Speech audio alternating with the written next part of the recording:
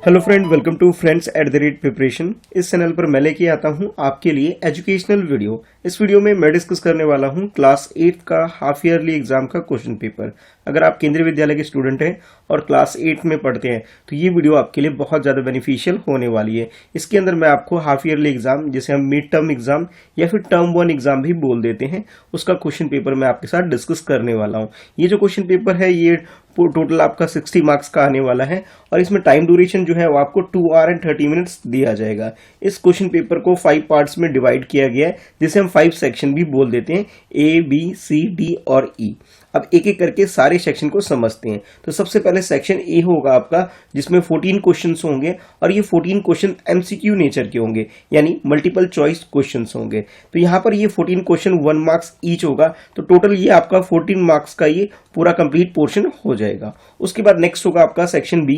Section B के अंदर आपके पास 4 वेरी शॉर्ट आंसर टाइप के क्वेश्चंस होंगे और हर एक क्वेश्चन के आपको 2 मार्क्स दिए जाएंगे, यानी कि ये वाला जो पोर्शन है आपका 4 क्वेश्चंस है, हर एक क्वेश्चन 2 मार्क्स के, तो ये पूरा कंप्लीट पोर्शन आपका ये 8 मार्क्स का हो जाएगा। इसके बाद नेक्स्ट है आपका सेक्शन सी। सेक्शन सी के अंदर आपके लिए 5 शॉर्ट आंसर टाइप के क्वेश्चंस होंगे, हर एक क्वेश्चन के 3 मार्क्स आपको दिए जाएंगे, यानी कि कुल मिलाकर के ये वाला जो पोर्शन है आपका वो 15 मार्क्स का हो जाएगा। इसके बाद नेक्स्ट है आपका लॉन्ग आंसर टाइप के क्वेश्चंस इसके अंदर होने वाले हैं सेक्शन डी के अंदर। और लॉन्ग आंसर जो क्वेश्चंस होंगे, ऐसे 3 क्वेश्चंस आपके एग्जाम में आने वाले हैं, हर एक क्वेश्चंस के आपके लिए 5 मार्क्स होंगे। तो इस तरीके से यहाँ पे 3 क्वेश्चन है, हर एक क्वेश्चन 5 मार्क्स के, तो 15 मार्क्स का ये वाला पोर्शन भी आपका हो जाएगा। और फिर कुल लास्ट में सेक्शन ई होगा, जिसमें 2 क्वेश्चन यानी कि 2 क्वेश्चंस आपके लिए पूछे जाएंगे, जो कि केस स्टडी बेस्ड होंगे आपके लिए, पैराग्राफ बेस्ड हो सकते हैं आपके लिए, या फिर किसी यूनिट असेसमेंट से रिलेटेड आपके क्वेश्चंस हो सकते हैं। 4 मार्क्स का ये क्वेश्चंस होगा, नंबर ऑफ क्वेश्चन 2 होंगे और कुल मिलाकर ये पूरा जो कंप्लीट पोर्शन है यानी सेक्शन ई जो है आपका वो 8 मार्क्स का हो जाएगा। अब इन सबको टोटल करेंगे तो 60 मार्क्स का पूरा ये कंप्लीट क्वेश्चन पेपर आपके लिए आने वाला है। ठीक है, अब डिटेल में 1 बाय 1 एक एक सेक्शन को मैं सॉल्व करके आपको बताऊंगा कि किस तरह के क्वेश्चंस आपके लिए फ्रेम किए जा सकते हैं, और साथ ही साथ हम इसे की प्रैक्टिस भी मैं चाहता हूं कि आप लोग घर पे बैठ के जरूर करो। तो जब सबसे पहले हम लोग स्टार्ट कर रहे हैं सेक्शन ए को, तो सेक्शन ए में आपके लिए 14 क्वेश्चन है और हर एक क्वेश्चन के आपके लिए 1 मार्क्स आपको दिए जाएंगे अगर आप करेक्ट आंसर निकालते हैं। जैसे अब ये देखिए सेकंड जो सबसे पहले जो हम लोग स्टार्ट कर रहे हैं सेक्शन ए, तो सेक्शन ए में फर्स्ट क्वेश्चन जो आपसे पूछा गया है ये प्रीवियस ईयर केंद्रीय विद्यालय का क्वेश्चन पेपर है, जो आपकी प्रैक्टिस के लिए है। तो जैसे फर्स्ट क्वेश्चन आप देख सकते हैं, इस क्वेश्चन में पूछा जा रहा है the property allowed to compute. अब देखो इस क्वेश्चन को सॉल्व करना के बारे में पूछा जा रहा है आपको कि इसके अंदर कौन सी प्रॉपर्टी यूज हो रही है, उस प्रॉपर्टी के बारे में आपको बताना है। और 4 ऑप्शंस भी दे दिए गए हैं आपको कि कम्यूटेटिव, एसोसिएटिव, डिस्ट्रीब्यूटिव और क्लोजर प्रॉपर्टी। तो इन चारों में से करेक्ट आंसर क्या है ये आपको बताना है। देखो आप अपनी एनसीईआरटी बुक में देखेंगे तो आपको कुछ इस टाइप से देखने को मिलेगा कि जैसे a multiply by b multiply by c, ठीक है, कुछ इस टाइप से। और जब इसकी जो वैल्यू आएगी वो कुछ इस टाइप से आएगी, a मल्टीप्लाई बाय b और फिर ब्रैकेट क्लोज मल्टीप्लाई बाय सी। तो इस टाइप की एक प्रॉपर्टी है जिसे हम एसोसिएटिव प्रॉपर्टी बोल देते हैं। उसका ये एग्जांपल है जो अपने आंसर के लिए आप चूज कर सकते हो, ऑप्शन बी, जिसमें ए की वैल्यू अगर आप देखेंगे तो ए की जगह आपके पास 1/3 है, बी की जगह आपके पास 6 है और सी की जगह आपके पास 4/3 है। ठीक है, तो बस हमें कंपेयर करना था इस प्रॉपर्टी से और इस प्रॉपर्टी का नाम हमें बताना था। तो ये एसोसिएटिव प्रॉपर्टी इसके अंदर यूज हो रहा है, सॉल्व करने की जरूरत नहीं है, बस आपको कंपेयर करके उस प्रॉपर्टी का नाम बताना था इसके अंदर। ठीक है, इसके बाद नेक्स्ट है आपके लिए क्वेश्चन नंबर 2। और सेकंड क्वेश्चन में आपको इसे सॉल्व करने के लिए बोला जा रहा है। तो जैसे देखेंगे आप ये सेकंड क्वेश्चन, तो जैसे ये आपको गिवन है इसे सॉल्व करके आपको दिखाना है इसका आंसर क्या होगा। तो सॉल्व करना स्टार्ट करते हैं। सबसे पहले -2/3 है, जिसे मैं एज इट इज लिख लेता हूं। अब ये देखो 3/5 है, तो ब्रैकेट ओपन करूंगा तो ये 3/5 ही रहेगा।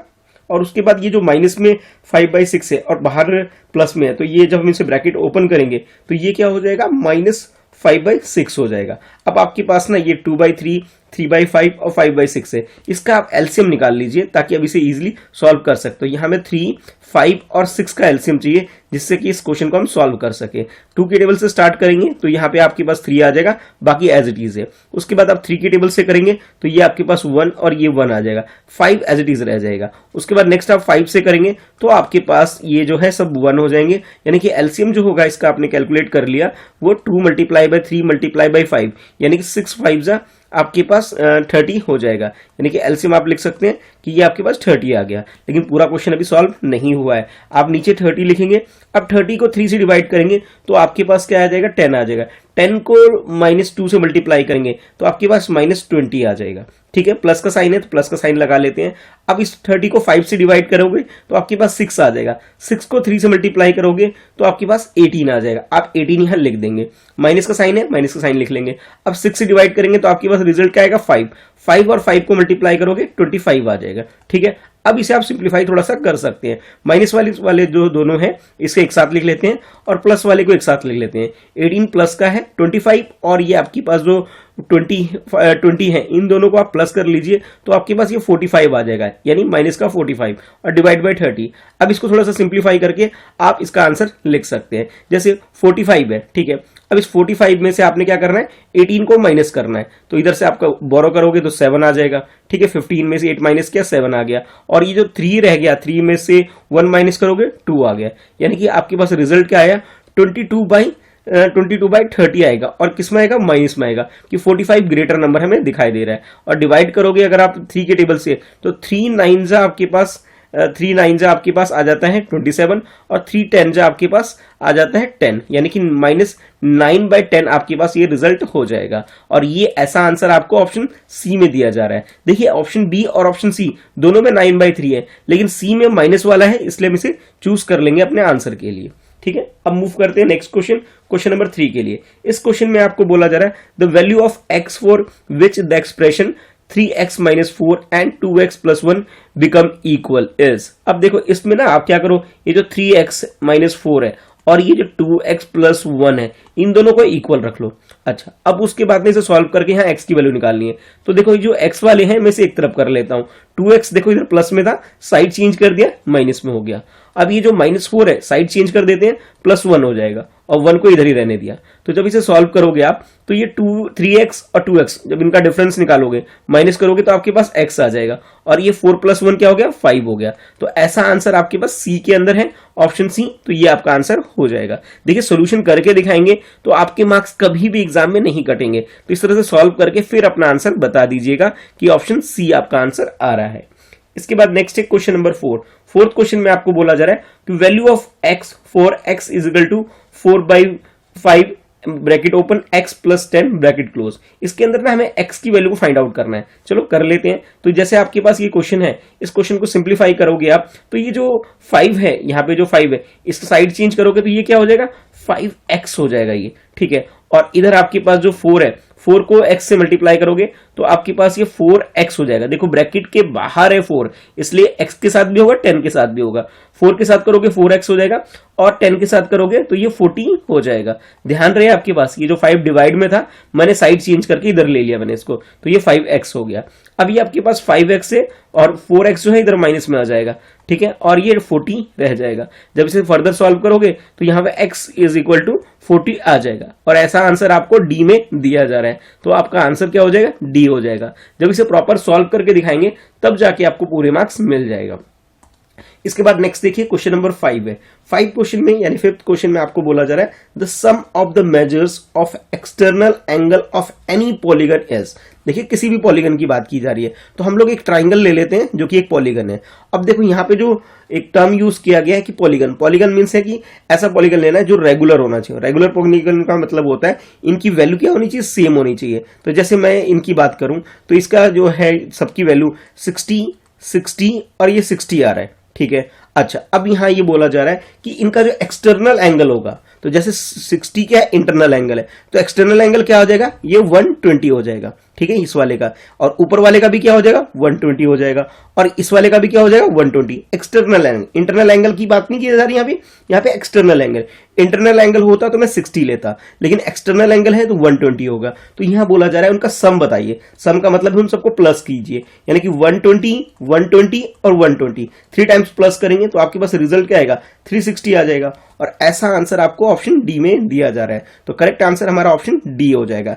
एक्सटर्नल एंगल निकाल लिया तीनों का और उन सबको प्लस किया तो मेरे पास 360 आ रहा है, 120, 120, 120 प्लस करने के बाद।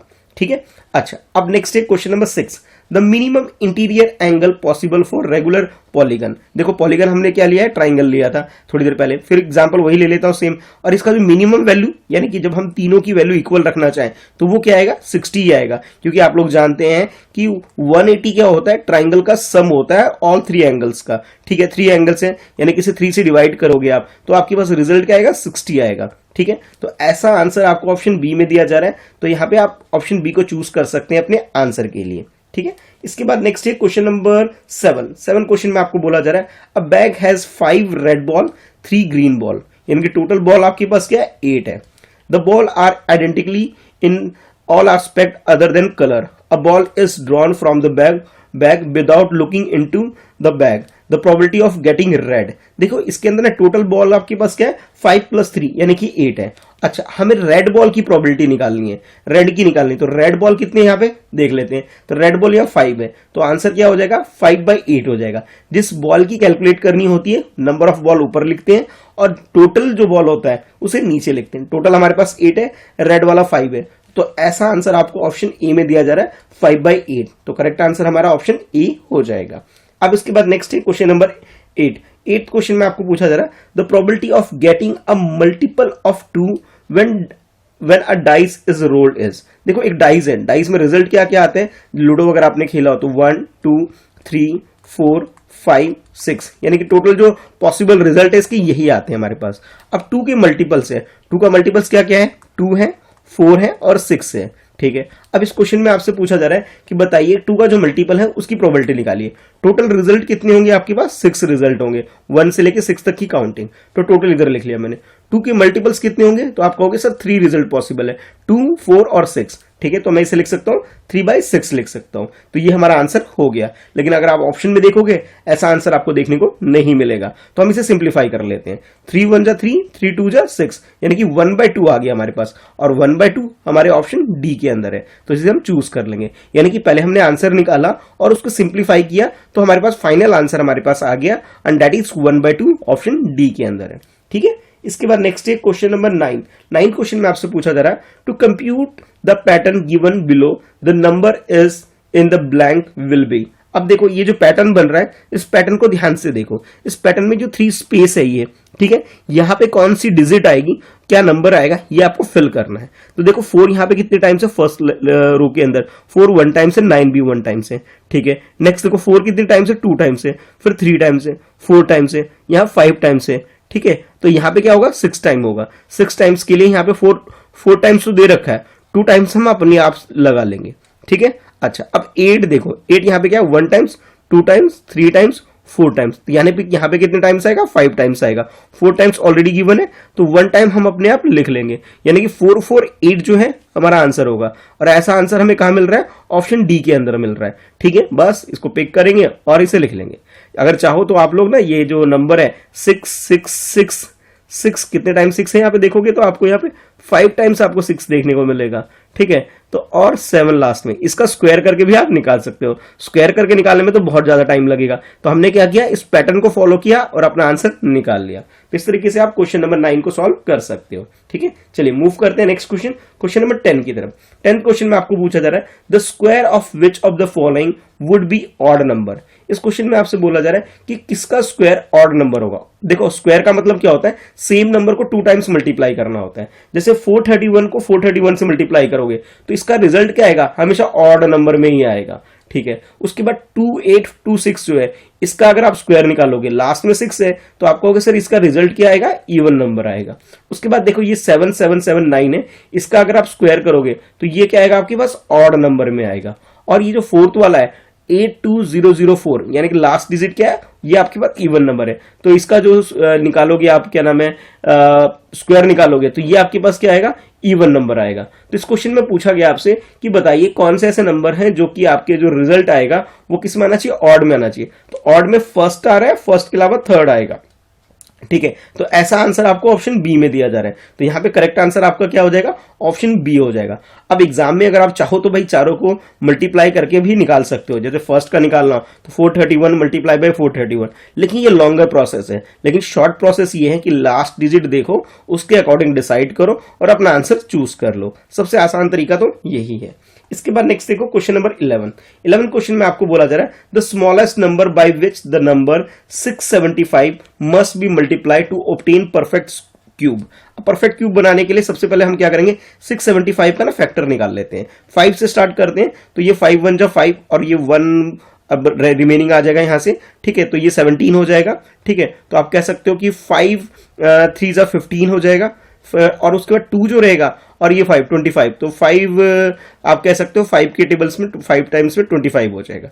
फिर दोबारा 5 से कर सकते हो तो ये 5 2 जो आपके पास 10 हो जाएगा और 5 7 जो आपके पास ये क्या आ जाएगा, फिर ये 5 से ये 5 क्या नाम है, यहाँ पे आपके पास सबसे पहले आपने 2 से किया तो 10 आ गया और 5 7 जा 35 हो जाएगा और इसे पूरा सॉल्व कर सकते हो। अब ये जो 27 है इसे आप अगर 3 के टेबल से कर सकते हो, जो कि आपके पास जो परफेक्ट स्क्वायर है ये अपने आप ऑटोमेटिक आपका बन जाएगा। यानी कि 3 का जो 3 टाइम्स जो हमें चाहिए ये तो बन गया, 5 का नहीं बन पा रहा है, तो 1 5 और अगर इसके अंदर आ जाए हमारे पास तो ये क्या होगा, परफेक्ट क्यूब हो जाएगा। क्योंकि आप लोग जानते हो क्यूब के अंदर हमें 3 3 का ये कॉम्बिनेशन बनाने होते हैं, ठीक है। यहां से एक 3 आ जाएगा और यहां एक और 5 अगर आ जाए तो ये तीनों 5 में से एक 5 हम लोग ले लेंगे। तो यहां पे आप कह सकते हो सर इसको 5 से मल्टीप्लाई करेंगे तो ये परफेक्ट क्यूब हो जाएगा, यानी कि हमारा करेक्ट आंसर हमारा ऑप्शन सी हो जाएगा।